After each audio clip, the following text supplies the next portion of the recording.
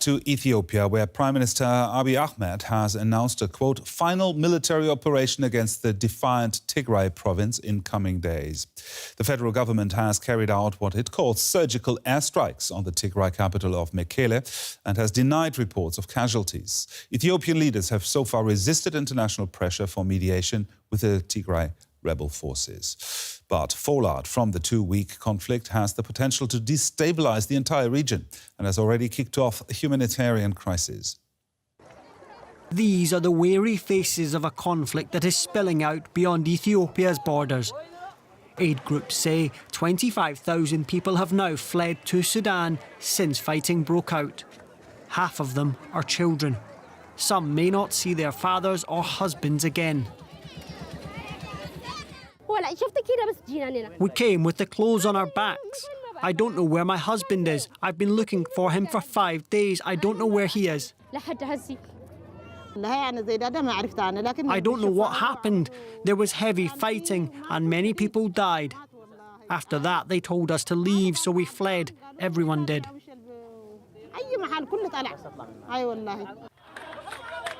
Ethiopia's government says its fight is with rebel groups in the rebellious Tigray region. These state TV pictures claim to show its forces liberating towns, but hundreds are reported to have been killed. Officials in the capital have resisted calls for external mediation. We don't need any mediation until we bring the ringleaders to court, because any mediation would incentivize impunity and unruliness. Tigray TV appear to show captured Eritrean troops with whom rebel forces have also been fighting. Ethiopia says some of its soldiers have also been taken prisoner. Capturing our soldiers, our commanders, generals. We don't know where they are now. Truly speaking, we don't know. Our commanders, they are in jail. We don't know. Maybe they are not alive. Ethiopia's Prime Minister has promised a final military operation in the coming days and said he's ready to reintegrate the swelling numbers of refugees now trying to survive on the banks of the Tigray River in Sudan. For some background on this story, I'm now joined from London by Ahmed Soliman. He's a researcher with the Africa Programme at the Chatham House think tank. Ethiopia's Prime Minister issued a deadline for Tigray's militia to surrender. He says that has just expired. So what can we expect to happen now? Well, it's difficult to know where this conflict is going. The situation has been evolving very rapidly, of course. We've had intensified military action throughout Tigray in the west, and we're seeing, the numbers of reported casualties rising into the hundreds, if not more. What we have also is ground fighting taking place and troops advancing onto the regional capital, Mekelle. So the Prime Minister, who has largely controlled the narrative around developments, has asserted that this military action will be swift, but many people think that this could become a much more entrenched and protracted conflict, one which turns with the TPLF becoming an insurgency movement in a very difficult terrain, a mountainous and rugged region. So there isn't really, an understanding of whether this operation which is being taken is one which is to submit the TPLF so that they eventually come to a negotiated settlement in a very weakened position, or one which is following the stated aims, which is to remove the TPLF administration from Tigray and replace them with a provisional administration. Well, you have said that Prime Minister Abiy coming into leadership was really a dramatic change that flipped the power dynamics on its head. Is he risking to destabilize the whole region there?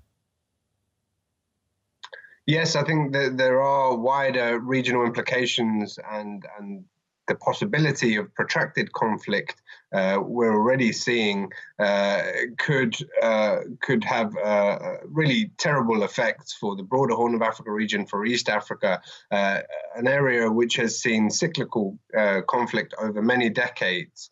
and which were just, I think, under as well the emergence of Abiy's leadership, beginning to look towards increasing integration and stability. As your report shows, and unverified reports of Eritrean fighters being involved in alongside the federal government forces. But what we do know and has been admitted is that the TPLF have said that they have targeted the Eritrean capital as well as border positions with missiles.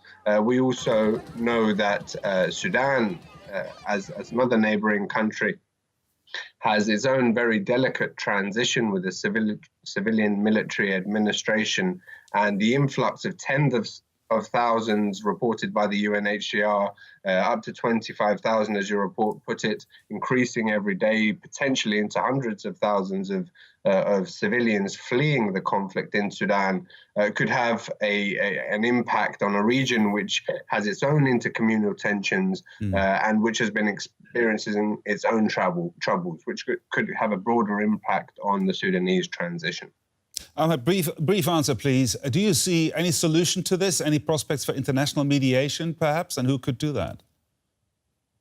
I think the timing is right, needs to be right for mediation at the moment. The federal government has said that it is not open to that. If the conflict becomes worse, if it becomes more protracted and losses are felt on both sides, there could be an opening and traction for negotiated settlement and bringing a truce to this conflict. I think the international community needs to continue its strong messaging to de-escalate, to bring truce and to allow humanitarian access. And they also need to prepare who the mediating team would be, whether that would be mandated through the United Nations with African statesmen in charge, such as the AU chair, Cyril Ramaphosa, and the IGAD chair, Prime Minister Abdullah Hamdok.